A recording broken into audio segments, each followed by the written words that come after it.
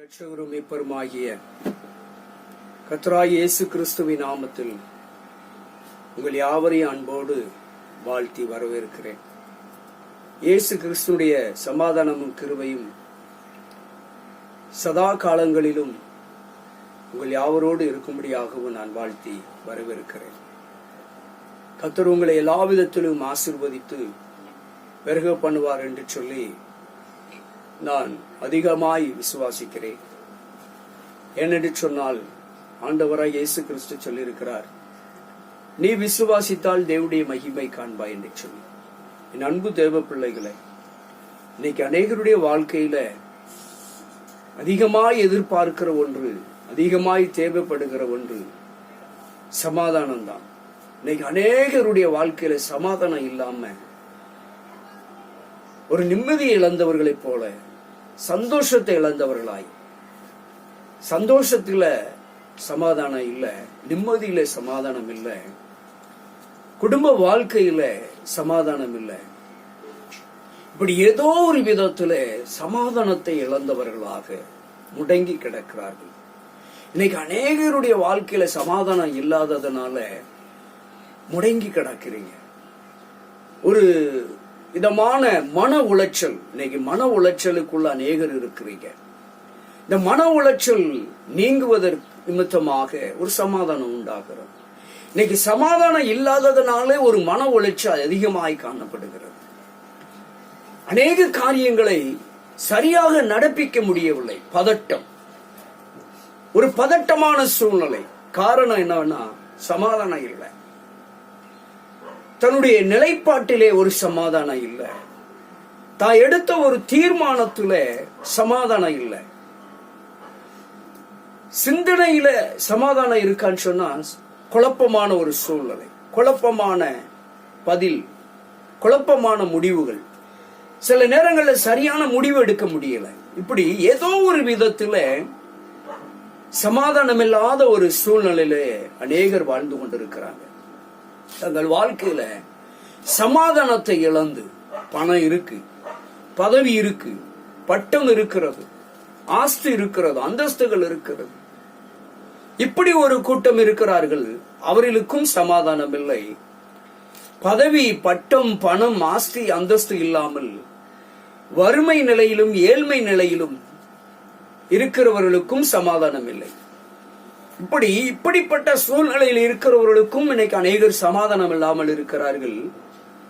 எல்லாம் இருந்தும் அவர்களுக்கும் சமாதானம் இல்லை என்று சூழல் இருக்கிறது. இப்படிப்பட்ட சூழலில தான் இன்னைக்கு அநேகர் 100% பேர் சமாதானம் இல்லாத ஒரு நிலையிலே காணப்படுகிறதை நாம் பார்க்கிறோம். வாழ்க்கையில பயங்கரமான விரக்தி நிலை, கணவனுக்கும் மனைவிக்கும் ஒரு சமாதானம் இல்லாத ஒரு சூழ்நிலை, பெற்றோருக்கும் பிள்ளைகளுக்கும் சமாதானம் இல்லாத ஒரு சூழ்நிலை, நிர்வாகத்திலே சமாதானம் இல்லை, தான் செய்கிற வியாபாரத்திலே ஒரு சமாதானம் இல்லை, தன் தொழில் கூடத்திலே சமாதானம் இல்லை, தன் படிக்கிற காரியத்திலே சமாதானம் இல்லை. இப்படி என்னென்ன விதங்கள் உண்டோ எடுக்கிற முயற்சி, எடுக்கிறதான பயிற்சிகள் எல்லாமே ஒரு சமாதானம் இல்லாத ஒரு முடிவாக அமைகிறது. அப்ப சமாதானம் எங்குதான் கிடைக்கும்? சமாதானத்தை எப்படிதான் பெற்றுக்கொள்வது? சமாதானத்தை எப்படிதான் நிலைநிறுத்துவது? சமாதானத்தை எப்படிதான் காத்துக் கொள்வது என்று சொல்லி இப்படி பல கேள்விகளும் காணப்படலாம். இன்னைக்கு அநேகர் பணத்தை விரயம் பண்ணுகிறார்கள். சமாதானம் எங்கு கிடைக்கும்? எதை செய்தால் சமாதானம் இருக்கும்?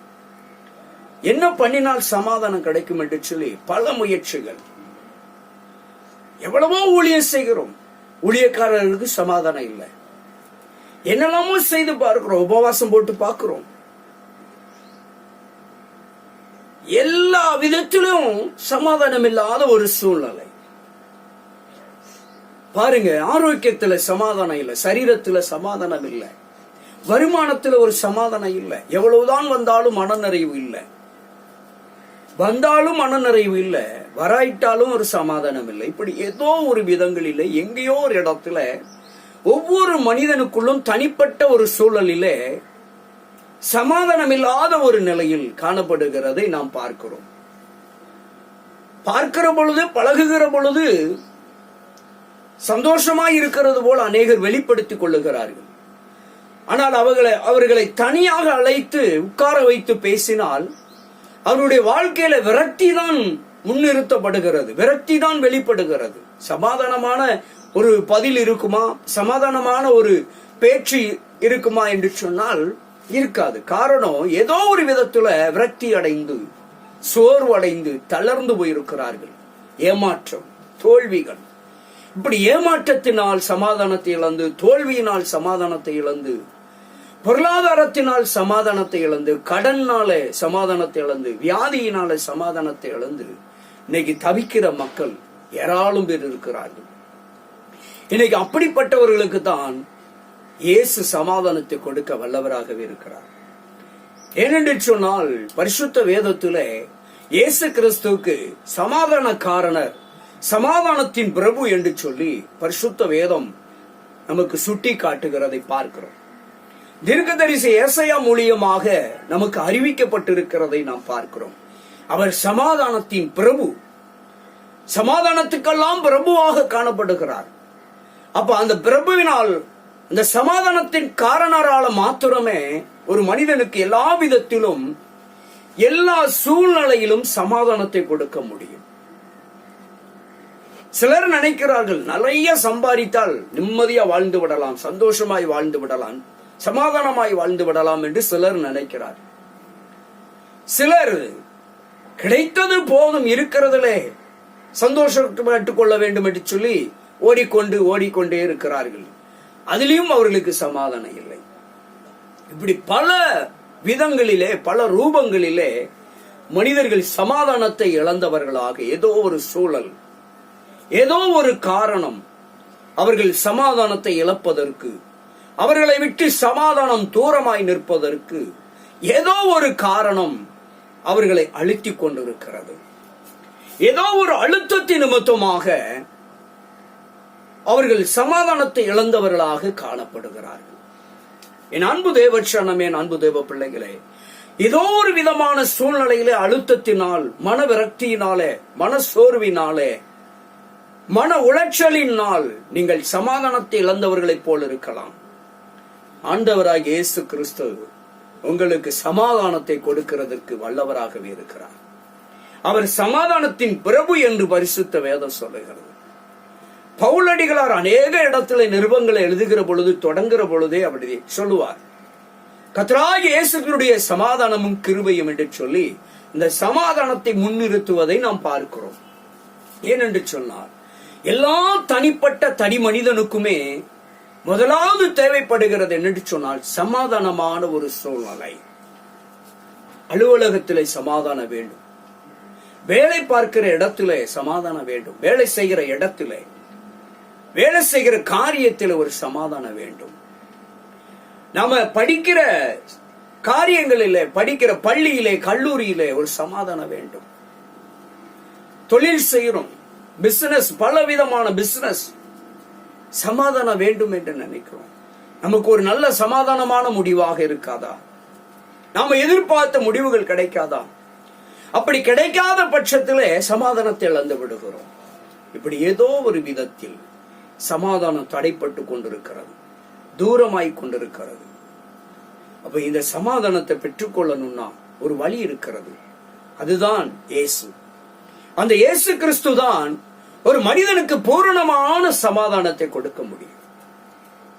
அந்த இயேசு இன்றைக்கு உங்களோடு கூட பேசுகிறார். சமாதானம் எப்படி பெற்று, எப்ப யார் இடத்தில் இருக்கிறது? நீங்க எங்க போனாலும் சமாதானம் இல்லை, யார் இடத்துல போனாலும் சமாதானம் இல்லை. எவ்வளவு பணத்தை விரயம் பண்ணினாலும், செலவழித்தாலும், என்ன விதமான வழிகளை செலுத்தினாலும் மனுக்குலத்திலே அநேக 90% பேருக்கு சமாதானம் இல்லை. சமாதானம் இல்லாததனால அநேகர் தூக்கத்தை இழந்திருக்கிறார்கள்.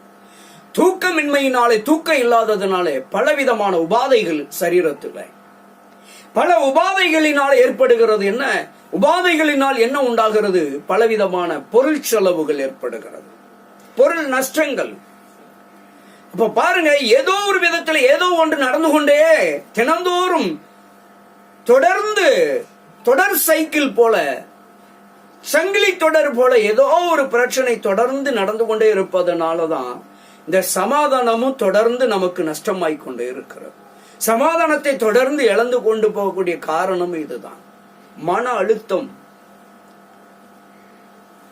மன நிம்மதி இல்லாத ஒரு சூழல், ஏதோ ஒரு விதமான காரங்கள். இதுக்கெல்லாம் நல்ல தீர்வு, நல்ல முடிவு சமாதானம் தான் ஒரு மனிதனுக்கு ரொம்ப ரொம்ப அவசியம். சமாதானம் இருந்துச்சுன்னா அவனுடைய மனநிலையை சரிப்படுத்திடலாம். சமாதானம் இருந்துச்சுன்னா ஒரு மனிதன் நிம்மதியா வாழ முடியும். அப்போ அந்த சமாதானத்தை எங்க பெற்றுக்கொள்ளலாம் என்று சொன்னால், இயேசு கிறிஸ்துவனிடத்துல மாத்திரமே பெற்றுக்கொள்ள முடியும்.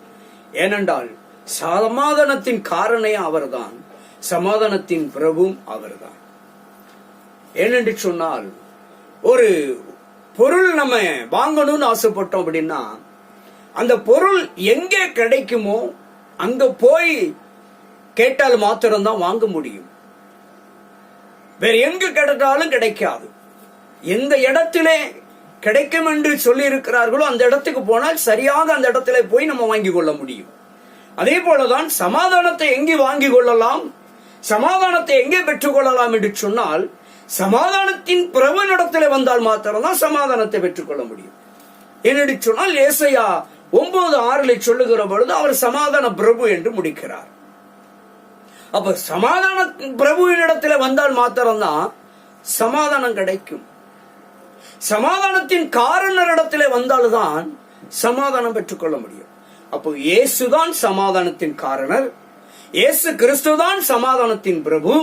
அப்ப அவருக்கிடத்திலே வந்தால் மாத்திரம்தான் ஒரு மனிதன், ஒவ்வொரு மனிதர்களும், ஒவ்வொரு குடும்பத்தாரும் சமாதானத்தை பூரணமாய் பெற்றுக்கொள்ள முடியும். இன்னும் ஒருபடி போனால், இயேசு மாத்திரம் எனக்கு போதும் என்று நினைத்தாலே போதும், பூரண சமாதானம் பரிபூரணப்படும், பூரண சமாதானம் இடத்துல காணப்படும். அப்போ சமாதானத்தை அடைய வேண்டிய வழிகளை தெரிந்து கொண்டால் நமக்கு மனவிரக்தி இருக்காது, மனசோர்வு இருக்காது, மன அழுத்தங்கள் இருக்காது. மனசோர்வு, மன அழுத்தம், மன விரக்தி இவைகளெல்லாம் என்ன கொண்டு வரும் அப்படின்னா, பலவிதமான உபாதைகளை கொண்டு வரும். பலவிதமான உபாதைகள் நம்மிடத்திலே காணப்படுகிற வருகிற பொழுது நாம கஷ்டப்பட்டு உழைத்த பொருளாதாரத்தை இழக்க வேண்டிய ஒரு சூழல் நேரிடும். அப்ப பொருளாதாரத்தை இழக்காமல் இருக்க வேண்டும் என்றால் அப்படியே ரிவர்ஸ்ல வரணும். பொருளாதாரத்தை இழக்காமல் இருக்க வேண்டும் என்றால் நம்முடைய வாழ்க்கையில், நம்முடைய சரீரங்களிலே உபாதைகள் இல்லாதபடி காணப்படணும். சரீரத்தில் உபாதைகள் இல்லாமல் இருந்தால், இருக்க வேண்டும் என்றால், மன அழுத்தங்களும் மன சோர்வுகளும் மன விரக்தியான காரியங்களும் இருக்கக்கூடாது. அப்ப இவைகளெல்லாம் இருக்காமல் இருக்க வேண்டும் என்றால் சமாதானம் இருக்க வேண்டும். சமாதானம் இருக்க வேண்டும் என்று சொன்னால் இயேசு என்னோடு கூட இருக்க வேண்டும்.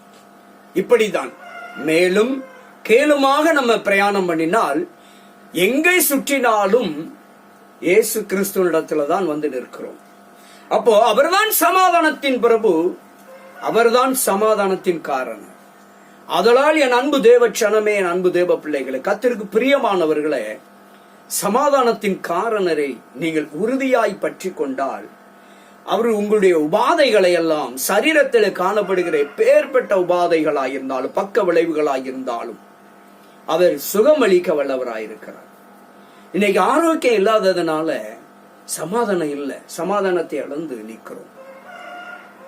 சமாதானத்தை இழந்து தவிக்கிற மக்கள் இன்னைக்கு கூட்டம் கூட்டமாக இருக்கிறார்கள். குடும்பத்தில் 10 பேர் இருந்தால் அதுல 3/4 பேருக்கு சமாதானம் இல்லை. காரணம் ஏதோ ஒரு விதமான சூழ்நிலை, பொருளாதார பிரச்சனை, வேலையில பிரச்சனை, படிப்புல பிரச்சனை, கடனில பிரச்சனை, சரீரத்துல பிரச்சனை, இப்படி எல்லா விதத்திலும் பிரச்சனை பிரச்சனை பிரச்சனை என்று சொல்லி அடுக்கிக் கொண்டே போறதுனாலதான் சமாதானத்தை இழந்து தவிக்கிறோம். அப்ப இழந்து போனதை தேடவும் ரட்சிக்கவும் தான் மனுஷகுமாரன் வந்தார் என்று சொல்லி இயேசு கிறிஸ்து சகை வீட்டுக்கு வந்த பொழுது அங்கே வாக்கு கொடுக்கிறார். லூக்கா 19வது அதிகாரத்துல நம்ம பார்க்கிறோம், சகை வீட்டுக்கு இயேசு கிறிஸ்து வருகிறார். வருகிற பொழுது அங்கே உட்கார்ந்து கொண்டு அங்கே வந்த பொழுது அவர் சொல்லுகிறார், இழந்து போனதை தேடவும் ரட்சிக்கவும். இன்னைக்கு நாம் எல்லாரும் என்னத்தை இழந்து இருக்கிறோம்? இன்னும் சொல்ல போனால் இதை கேட்டுக்கொண்டிருக்கிற பார்த்து கொண்டிருக்கிற என் அன்பு சகோதரனே சகோதரியே, என் அன்பு தேவ பிள்ளைகளே, பெற்றோர்களே, தேவ ஊழியக்காரர்களே, நம்ம இழந்து போனது இன்னைக்கு முக்கியமா பாத்தீங்கன்னா அநேகர் ஊழியக்காரர்கள் உள்பட சமாதானத்தை தான் இழந்து தவிக்கிறோம். பிள்ளைகள் சமாதானத்தை இழந்து தவிக்கிறார்கள், பெற்றோர்கள் சமாதானத்தை இழந்து தவிக்கிறார்கள், முதியவர்கள் சமாதானத்தை இழந்து தவிக்கிறார்கள், ஊழியக்காரர்கள் சமாதானத்தை இழந்து தவிக்கிறார்கள். இந்த உலகத்தில் உள்ளவர்களும் சமாதானத்தை தான் இழந்து தவிக்கிறார்கள். இந்த சமாதானத்தை இழந்து தவிக்கிற உங்களுக்கு தான் ஆண்டவர் கொடுப்பதற்கு ஆயத்தமாயிருக்கிறார். கர்த்தராகிய இயேசு கிறிஸ்து இந்த சமாதானத்தை தான் கொடுக்கிறதுக்கு ஆயத்தமா இருக்கிறார். வாசிக்கலாம். யோவான் சுவிசேஷம் 14வது அதிகாரம் 27வது வசனத்திலே ஆண்டவராகிய இயேசு கிறிஸ்து உங்களையும் என்னை பார்த்து அருமையான ஒரு வாக்குத்தத்தம் பண்ணுகிறார். பாருங்க, வாசிக்கலாம். சமாதானத்தை உங்களுக்கு வைத்து போகிறேன். சமாதானத்தை பாருங்க, இந்த உலகத்துல ஆஸ்தி அந்தஸ்து பொன் பொருள் எல்லாத்தையும் வைத்து போகிறேன்னு சொல்லல. என்னத்தை வைத்து போகிறாராம்? சமாதானத்தை வைத்து போகிறேன் என்று ஆண்டவராகிய இயேசு கிறிஸ்து சொல்லுகிறார். இன்னைக்கு நிறைய பேர் நினைக்கிறாங்க, பணம் இருந்தா நான் சமாதானமா இருப்பேன், பொன் பொருள் இருந்தா சமாதானமா இருப்பேன், வீடு வாசல் இருந்தா சமாதானம் இருப்பேன், நல்ல வேலை கிடைச்சா சமாதானமா இருப்பேன், நல்ல படிப்புல மேன்மை இருந்தா சமாதானமா இருப்பேன், பட்டம் கிடைத்தா சமாதானமா இருப்பேன், நல்ல ஒரு பதவி கிடைத்தா சமாதானமா இருப்பேன், ஏதோ ஒன்று கிடைத்தால் சமாதானமா இருப்பேன்னு நினைக்கிறாங்க. ஆனா எல்லாம் கிடைத்தவர்கள் அநேகரை விசாரித்தால் அவங்க வாழ்க்கையில சமாதானம் இல்லை.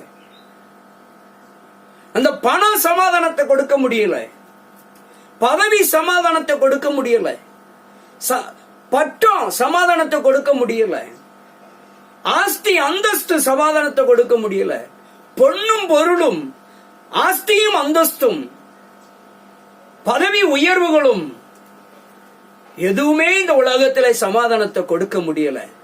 ஆனா இயேசு சொல்றாரு பாருங்க, என்ன சொல்றாரு? என் சமாதானத்தை உங்களுக்கு வைத்து போகிறேன். இந்த உலகத்தில் இயேசு கிறிஸ்து உங்களுக்காக எனக்காக மனுக்குலம் அனைத்திற்காகவும் ஜாதிக்கும் மதத்துக்கும் இனத்திற்கும் மொழிக்கும் நிறத்திற்கும் அப்பாற்பட்டு மனுக்குலம் அனைத்திற்காகவும் தன் சரீரத்தை ஒப்பு கொடுத்து தன் சொந்த ரத்தத்தையே சிந்தி எல்லா மனுக்குலத்தினுடைய மீட்புக்காகவும் தன் ஜீவனையே கொடுத்த இயேசு கிறிஸ்து சொல்லுகிறார், சமாதானத்தையே இந்த உலகத்தில் உங்களுக்கு வைத்து போகிறேன். இதை எப்ப சொல்றார் அப்படின்னா, இந்த உலகத்திலே அவர் உயிர்த்தெழுந்து போகிற பொழுது, அவர் உயிர்த்தெழுந்த உடனே சீசர்களிடத்தில் வெளிப்படுகிற பொழுது உங்களுக்கு சமாதானம் என்றார். ஏன் உங்களுக்கு சமாதானம் என்றார் என்று சொல்லி நம்ம பார்த்தோம்னா, கலங்கி கொண்டிருக்கிறார்கள் சீசர்கள் எல்லாம், கலங்கி போயிருக்கிறார்கள். ஐயோ, இயேசு கிறிஸ்து நம்மோடு இருந்தார், அவரை பிடித்து எல்லோரும் என்ன செய்தார்கள்? நியாய சாஸ்திரிகளும் வேத பாரகர்களும் பண்டிதர்களும் யூதர்களும் சேர்ந்து சிலுவையில் அடித்து விட்டார்கள். இயேசு கிறிஸ்துவை மறுதலித்த ஏற்றுக்கொள்ளாத யூதர்கள் எல்லாம் இணைந்து, ராஜாக்களும் பிரபுக்களும் அதிபதிகளும் இணைந்து சிலுவையிலே அவரை அறைந்து விட்டார்களே, அவரை சிலுவையில் அறைந்து கொலை செய்து விட்டார்களே, அவர் அடக்கம் பண்ணப்பட்டு விட்டார், நம்மை விட்டு எடுபட்டு விட்டார், நம்மிடத்துல இல்லையே என்று சொல்லி அவர் இந்த சீசர்கள் எல்லாம், அவரோடு இருந்த சீசர்கள் எல்லாம் கலங்கி போயிருக்கிறார்கள். ஐயோ, இனி நம்மை யார் வழி நடத்துவார்கள்? இனி நமக்கு யார் ஆறுதல் சொல்லுவார்கள்? இனி நமக்கு யார் ஆலோசனை கொடுப்பார்கள் என்று சொல்லி பலவிதமான கேள்விகளோடு அவர்கள் அறை வீட்டை அடைத்துக் கொண்டு கலங்கி கொண்டிருக்கிறார்கள் சீசர்கள் எல்லாரும். அந்த சூழ்நிலையிலே தான் ஆண்டவராகிய இயேசு கிறிஸ்து 3ஆம் நாள் உயிர் தெழுந்து அவர்கள் இருந்த இடத்திலே பிரவேசிக்கிறார். பிரவேசித்த உடனே கலங்கி போயிருக்கிற அந்த உள்ளங்களை தேற்றும்படியாக அவர் சொன்னார், உங்களுக்கு சமாதானம் என்றார். அல்லேலூயா. இன்னைக்கு கலங்கி கொண்டிருக்கிற என் அன்பு சகோதரனை சகோதரிய பெற்றோர்களே, என் அன்பு தேவனுக்கு பிரியமான பிள்ளைகளே, இன்னைக்கு ஒருவேளை நீங்கள் கலங்கி கொண்டும் பயந்து கொண்டும் நடுங்கிக் கொண்டும் நீங்கள் வாழ்ந்து கொண்டிருக்கிறீர்களா? அவர் இன்றைக்கு இந்த வேளையிலே சொல்லுகிறார், உங்களுக்கு சமாதானம் என்று. அல்லேலூயா. உங்கள் பொருளாதாரத்துக்கு ஒரு சமாதானம் உண்டு. உன் வாழ்க்கையில விரக்தி அடைந்து கொண்டிருக்கிற உனக்கு உன் விரக்தியில ஒரு சமாதானத்தை கொடுக்க அவர் வல்லவராயிருக்கிறார். அவர் சொல்லுகிறார், சமாதானத்தை உங்களுக்கு வைத்து போகிறேன். பாருங்க, அவர் பிதாவினிடத்துல எப்படி பிதாவினிடத்துல இருந்து வந்தாரோ, அவர் மறுபடியும் பிதாவினிடத்தில் எடுத்துக் கொள்ளப்படுகிறதற்கு முன்பாக அவர் இந்த சமாதானத்தை வைத்து போகிறேன் என்று சொல்லுகிறார். அல்லேலூயா. எவ்வளவு ஒரு பெரிய பாக்கியம் பாருங்க. சமாதானம் வந்துட்டாலே போதும், எல்லாமே நமக்கு வந்த மாதிரி தான். பொன் பொருள் ஆஸ்தி அந்தஸ்து படிப்பு பதவி பட்டா எல்லாத்துக்கும் மேலான ஒரு ஆசீர்வாதம் என்ன அப்படின்னா சமாதானம் மட்டும்தான்.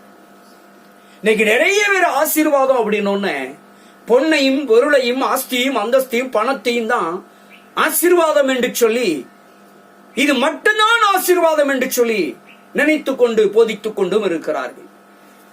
ஆசீர்வாதங்களில் இது ஒரு பகுதி, அவ்வளவுதான்.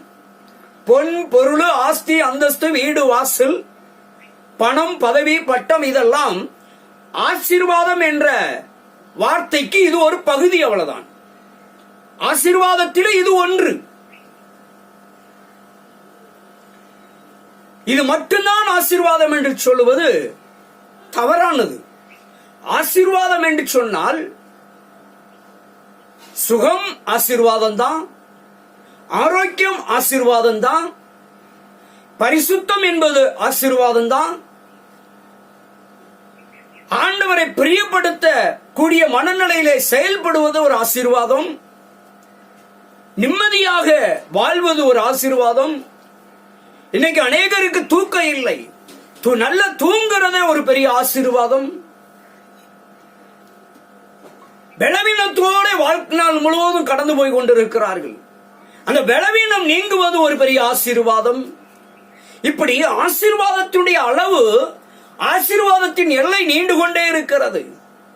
இப்படி அநேக காரியங்கள் ஆவிக்குரிய வாழ்க்கையில வளருவது ஒரு ஆசீர்வாதம், ஜெப வாழ்க்கையில வளருவது ஒரு ஆசீர்வாதம், வேதத்தை அதிகமாய் வாசிப்பது ஒரு ஆசீர்வாதம், வேதத்தை அதிகமாய் தியானிப்பது ஒரு ஆசீர்வாதம், வேதத்தை போதிக்கிறது ஒரு ஆசீர்வாதம், வேதத்தை பிரசங்கிப்பது ஒரு ஆசீர்வாதம். இப்படி வரங்களை பெறுவது, பிசாசுகளை துரத்துவது, நோய்களை குணமாக்குவது, இப்படி அடுக்கடுக்காக சொல்லிக்கொண்டே போகலாம் ஆசீர்வாதத்துடைய விகிதாச்சாரங்களை. ஆசீர்வாதம் என்பது பணம் மட்டும், பொன் பொருள் ஆஸ்தி அந்தஸ்து மட்டும் கிடையாது. நிம்மதியா இருப்பதே ஒரு ஆசீர்வாதம் தான். நிம்மதியா நடமாடுவதே ஒரு ஆசீர்வாதம். அப்ப இவ்வளவுக்கும் இந்த ஆசீர்வாதங்கள் எல்லாம் காணப்படும். இந்த ஆசீர்வாதங்கள் எல்லாம் இருந்தாலும் இதுக்கெல்லாம் ஏற்பட்ட ஒரு காரியம் என்னன்னா சமாதானம். அதனாலதான் இயேசு சொன்னார், மகனே மகளே கலங்கி கொண்டிருக்கிறாயா? உன் வாழ்க்கையில விரக்தி அடைந்து போய்விட்டாயா? நான் ஏன் நீ வாழ வேண்டும்? என் வாழ்க்கை என்ன, இது ஒரு வாழ்க்கை என்று சொல்லி மனம் உடைந்து இருக்கிறாயா? ஆண்டவர் சொல்லுகிறார், மகளே உனக்கு சமாதானம் உண்டாவதாக என்று சொல்லுகிறார். அல்லேலூயா. அவர் அதான் சொல்றாரு, சமாதானத்தை உங்களுக்கு வைத்து போகிறேன், என்னுடைய சமாதானத்தை உங்களுக்கு கொடுக்கிறேன். பாருங்க, யாருடைய சமாதானம்? உலகம் கொடுக்கிற சமாதானத்தை இல்ல. பொன்னாலும் பொருளாலும் பணத்தாலும் பதவியாலும் வாங்க முடியாத சமாதானத்தை இயேசு சொல்லுகிறார், நான் என்னுடைய சமாதானத்தை உங்களுக்கு கொடுக்கிறேன்.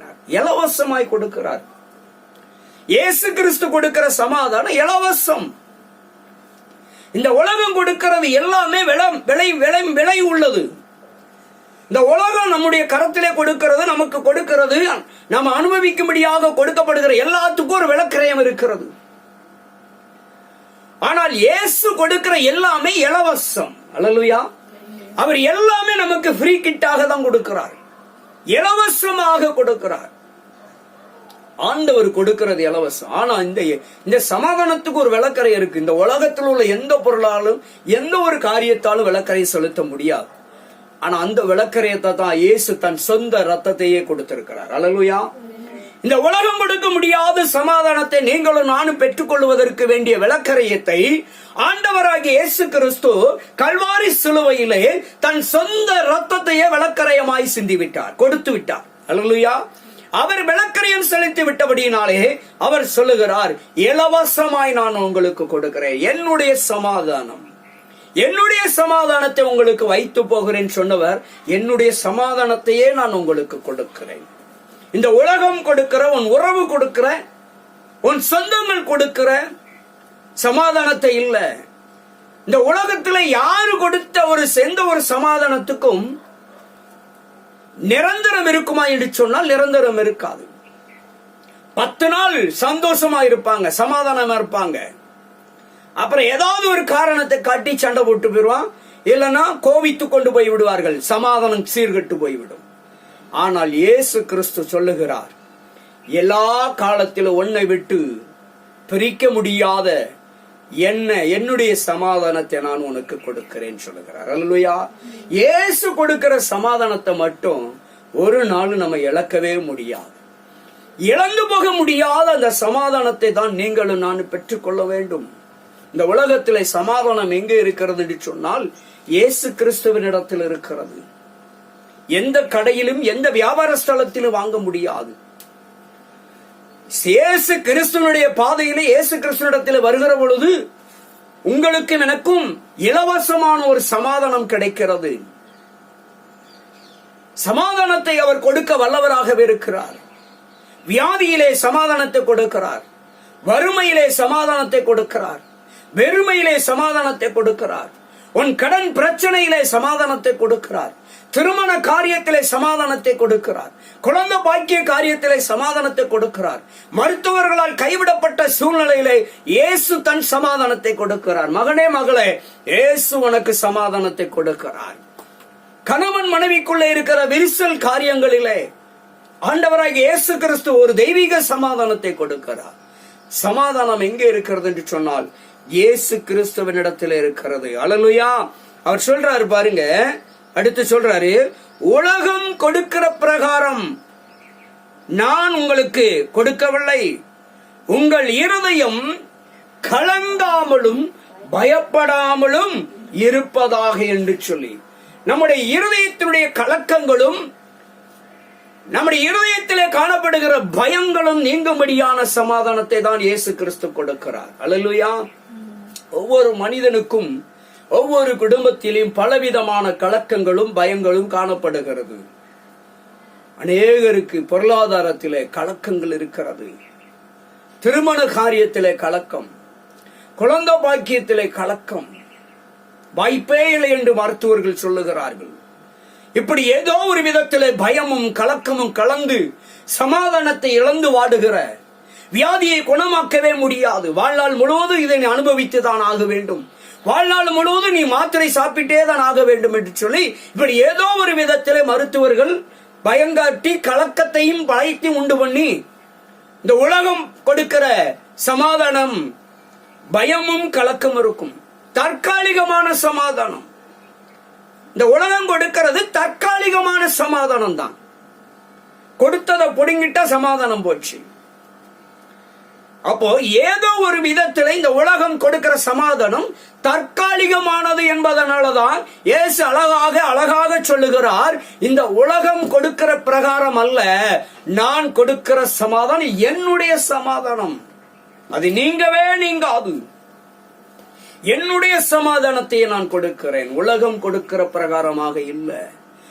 இந்த உலகத்தினுடைய நபர்கள் சில நேரத்திலே கலங்காமலும் பயப்படாமலும் இருக்கத்தக்கதான தைரியத்தை ஊட்டுவார்கள், பொருள் உதவி, பொருட்கள், பலவிதமான பொருட்களை கொடுத்து பலவிதங்களிலே உங்களை தைரியப்படுத்துவார்கள், ஊக்கப்படுத்துவார்கள், கொடுத்து உதவுவார்கள். ஆனால் ஏதாவது ஒரு சூழலிலே கைவிட்டு விடுவார்கள். அவர்களுக்கு சாதகமாக இல்ல அவர்களுடைய வார்த்தையின்படி நடக்கல அப்படின்னா, அவர்கள் எதிர்பார்த்தபடி நீங்க செயல்படவில்லை என்று சொன்னால் உடனே அந்த சமாதானத்தை பிடுங்கி விடுவார்கள். அதனாலதான் இயேசு சொன்னார், இந்த உலகம் கொடுக்கிற பிரகாரம் அல்ல, நான் கொடுக்கிற சமாதானமே கொஞ்சம் வித்தியாசமானது, அது நிரந்தரமானது. நான் கொடுக்கிற சமாதானம் நிபந்தனை அற்ற சமாதானம். அல்லேலூயா.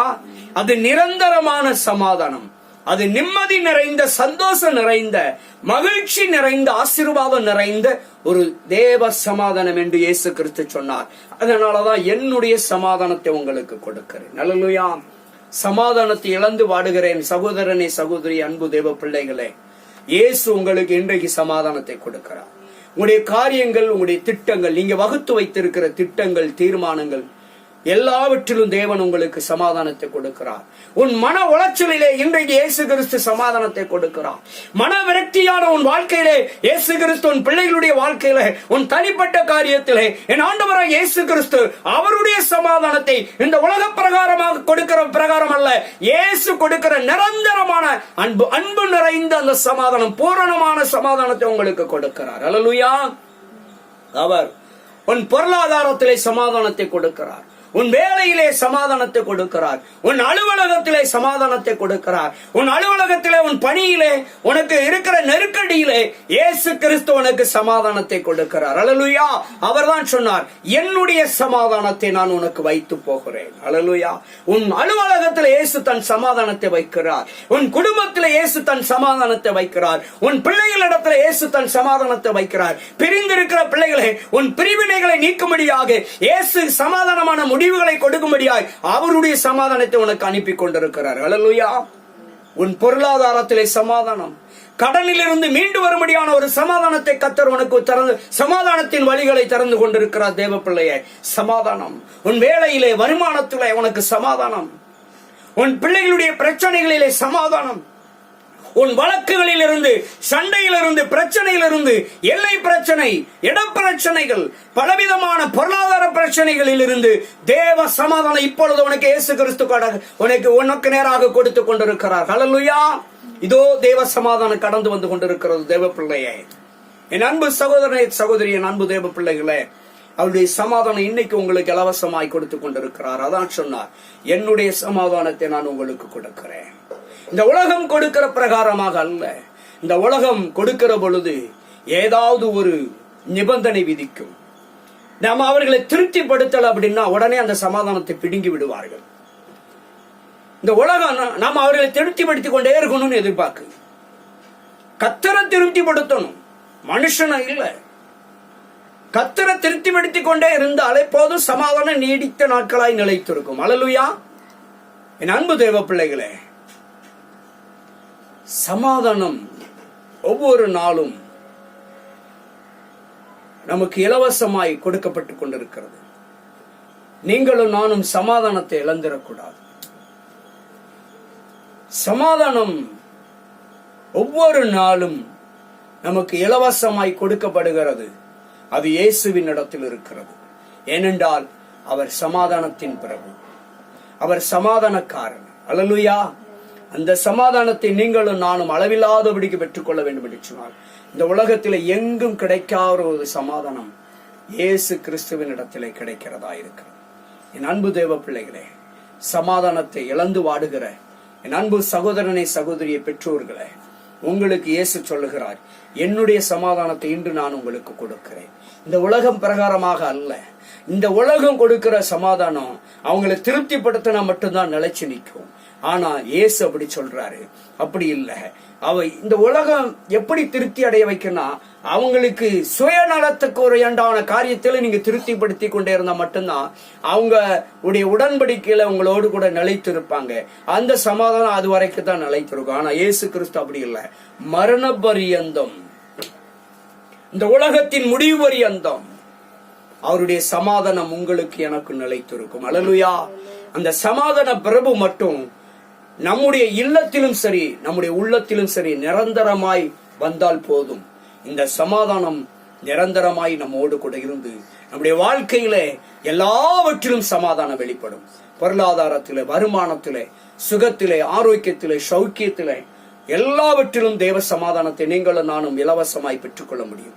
அதைத்தான் ஆண்டவர் சொன்னார், இலவசமான சமாதானத்தை நான் உங்களுக்கு கொடுக்கிறேன். அல்லேலூயா. இலவசமான சமாதானத்தை நான் உங்களுக்கு கொடுக்கிறேன் கர்த்தர் சொல்கிறார். அன்பு தேவ பிள்ளைகளே, இயேசு கொடுக்கிற சமாதானம் ஒரு நாளும் உங்களை விட்டு விலகாது. அந்த இயேசு சமாதானத்தின் பிரபுவாயிருக்கிறார். அவர் சமாதானக்காரனாயிருக்கிறார். அந்த சமாதானத்தை நீங்களும் நானும் பெற்றுக்கொள்ள வேண்டும் என்றால் இயேசுவை நோக்கி பார்ப்போம், சிலுவையை நோக்கி பார்ப்போம். இயேசுவே, நீர் எனக்காக ரத்தம் சிந்திருக்கிறீர், எனக்காக நீர் பாடுபட்டு இருக்கிறீர். உம்முடைய சமாதானம் எனக்கு வேணும் ஆண்டவரே. நீங்க வைத்திருக்கிற அந்த சமாதானம் எனக்கு வேணும், என் பிள்ளைகளுக்கு வேணும், என் குடும்பத்துக்கு வேணும்னு சொல்லி நீங்க கேட்டீங்கன்னா அந்த இயேசு கிறிஸ்து உங்களுக்கும் எனக்கும் நிறைவான ஒரு சமாதானத்தை கொடுக்கிறவராகவே இருக்கிறார். அன்பு தேவ பிள்ளைகளே, சமாதானத்தின் தேவன் தாமே இன்றைக்கு உங்களோடு கூட இருந்து, உங்க பிள்ளைகளோடு இருந்து, உங்க நிர்வாகத்தோடு இருந்து, உங்க தொழிலோடு இருந்து, உங்களுடைய பிள்ளைகளுடைய பிள்ளைகளோடு கூட இருந்து ஆண்டவராகிய இயேசு கிறிஸ்து ஒரு தேவ சமாதானத்தை உங்களுக்கு அளவில்லாதபடி கட்டளை இடுகிறார். என் அன்பு சகோதரனே, சகோதரியே, நீ கலங்காமலும் பயப்படாமல் இரு. கர்த்தர் உனக்கு சமாதானத்தை இன்று உனக்கு அளவில்லாதபடிக்கு கொடுக்க வல்லவராக இருக்கிறார். அவர் சொல்லுகிறார், என்னுடைய சமாதானத்தை நான் உனக்கு கொடுக்கிறேன். உலகம் பிரகாரமாய், உலகம் கொடுக்கிற பிரகாரம் அல்ல, நான் உனக்கு இலவசமாக அளவில்லாமல் அளந்து கொடுக்கிறேன். ஹல்லேலூயா. அந்த தேவ சமாதானத்தை என் அன்பு தேவ பிள்ளைகளே, உடைய வாழ்க்கையில சோர்வுகள் நீங்கும்படியாக, மன விரக்தி நீங்கும்படியாக, மன உளைச்சல்கள் நீங்கும்படியாக, புலம்பல்கள், கவலைகள், பயங்கள், கலக்கங்கள் எல்லாம் நீங்கும்படியான அவைகளெல்லாம் முற்றிலும் உங்களை விட்டு, உங்கள் குடும்பத்தை விட்டு, உங்களுடைய வாழ்க்கையை விட்டு, உங்களுடைய பிள்ளைகளை விட்டு, உங்களுடைய வருமானத்தை விட்டு, உங்களுடைய ஆசீர்வாதங்களை விட்டு நீங்கும்படியாக என் ஆண்டவராகிய இயேசு கிறிஸ்து ஒரு தெய்வீக சமாதானத்தை கொடுக்கிறார். ஒரு தெய்வீக சமாதானம், அவருடைய சமாதானம். சமாதான காரணர் இப்பொழுது உங்களுக்குள்ளே கடந்து வருகிறார். சமாதான காரணராகிய இயேசு கிறிஸ்து இதோ உங்களுக்குள்ளே கடந்து வருகிற பொழுது ஒரு தெய்வீக சமாதானம் உங்களுக்குள்ளே பூரணப்படும். தேவ பிள்ளையே, இப்பொழுது நீ பெற்றுக்கொள் தேவ சமாதானத்தை. இதோ இப்பொழுது இலவசமாய் தேவ சமாதானத்தை ஆண்டவராகிய இயேசு கிறிஸ்து உனக்காக வைத்திருக்கிற அந்த சமாதானத்தை இப்பொழுது நீ பெற்றுக்கொள் இலவசமாய். இயேசு மாத்திரம் எனக்கு போதும் என்று சொல், அந்த சமாதானத்தை பெற்றுக்கொள்ள முடியும். இயேசு மாத்திரம் என் வாழ்க்கையில போதும் என்று சொல், அறிக்கை செய்வாய் என்று சொன்னால் இயேசு மாத்திரம் எனக்கு நிறைவானவர் என்று சொல்லிப்பார். பதவியோ, பட்டமோ, பணமோ, பொன்னோ, பொருளோ அல்ல, இயேசு மாத்திரம் தான் நிறைவானவர். அந்த நிறைவானவர் வந்தா மாத்திரம்தான் சமாதானத்தின் குறைவுகள் உங்களை விட்டு, உங்க வாழ்க்கையை விட்டு நீங்கும். அந்த சமாதானத்தை இப்பொழுதே பெற்றுக் கொள்ளுங்கள். நிறைவானவராகி இயேசு கிறிஸ்து எனக்குள்ளே வந்தால் அந்த தேவ சமாதானம் பரிபூர்ணமாய் எனக்கும் என் குடும்பத்துக்கும் காணப்படும் என்று சொல்லி நீங்கள் அறிக்கை செய்கிற பொழுது இதோ உன் இல்லத்திலே கடந்து வந்து கொண்டிருக்கிறார். இதோ உன் உள்ளத்திலே இயேசு கிறிஸ்து சமாதான பிரபு கடந்து வந்து கொண்டிருக்கிறார். சமாதானத்தின் காரணர் இதோ உன் பிள்ளைகளுடைய வாழ்க்கையிலே, உன் குடும்பத்திலே கடந்து வந்து கொண்டிருக்கிறார். தேவ பிள்ளையே, இலவசமாய் பெற்றுக்கொள் சமாதானத்தை, இலவசமாய் பெற்றுக்கொள்.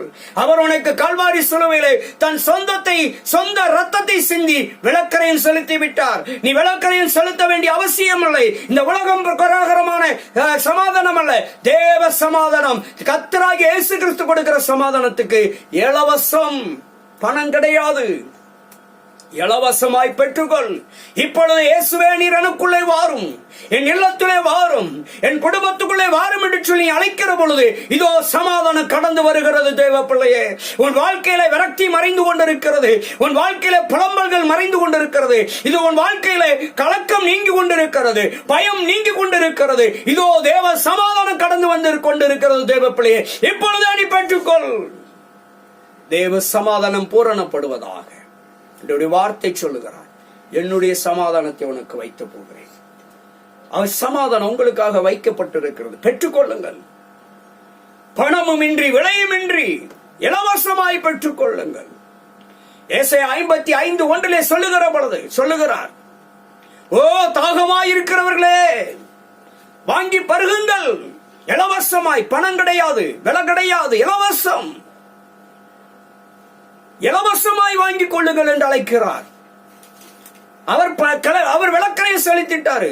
தேவன் இந்த உலகம் கொடுக்கிற பிரகாரமான சமாதானம் அல்ல, பரிபூரணமான பூரணமான ஒரு சமாதானம், அன்பு நிறைந்த ஒரு சமாதானம், நிம்மதி நிறைந்த ஒரு சமாதானம் இயேசு உங்களுக்கு இலவசமாய் கொடுக்கிறார். பெற்றுக்கொள்ளுங்கள். சமாதானத்துக்குரியவர்களாய் இருங்கள். சமாதானத்துக்குரியவர்களாய் நீங்க காணப்படுகிற பொழுது அந்த சமாதானம் உங்களிடத்தில், உங்கள் குடும்பத்தில், உங்கள் பிள்ளைகளிடத்தில் பூரணமாய் வெளிப்படும். சமாதானம் உண்டாகும் பிள்ளைகளிடத்தில், வியாபாரத்திலே சமாதானம் உண்டாகும், தொழிற்கூடத்திலே சமாதானம் உண்டாகும், உன் ஆசீர்வாதத்திலே சமாதானம் உண்டாகும், உன் ஆரோக்கியமான காரியங்களிலே சமாதானம் உண்டாகும். வியாதி, கொள்ளை நோய், கொடிய வியாதி உன்னை விட்டு நீங்கி தேவ சமாதானம் உன் சரீரத்திலே உண்டாகும். இருதய பிரச்சனை, நுரையீரல் பிரச்சனை, வயிற்று பிரச்சனை, கர்ப்பப்பை பிரச்சனைகள், இப்படி பலவிதமான உபாதைகளில் இருந்து ஒரு தேவ சமாதானம் இப்பொழுதே உண்டாகிறது. பெற்றுக்கொள் மகனே, மகளே. தேவனாகிய கர்த்தர் இலவசமாய் கொடுக்கிறார். இதோ உன் குடும்பத்தை நோக்கி தேவ சமாதானம் கடந்து வந்து கொண்டிருக்கிறது. கேட்டுக்கொண்டிருக்கிற சகோதரனை, சகோதரிய, அன்பு தேவ பிள்ளைகளே, ஆண்டவராகிய இயேசு கிறிஸ்து இலவசமாய் தன் சமாதானத்தை உங்களுக்கு வைத்து போயிருக்கிறார். பெற்றுக்கொள்ளுங்கள், ஆயத்தப்படுங்கள். தேவ சமாதானத்தை பெறும்படியாய் ஆயத்தப்படுங்கள்.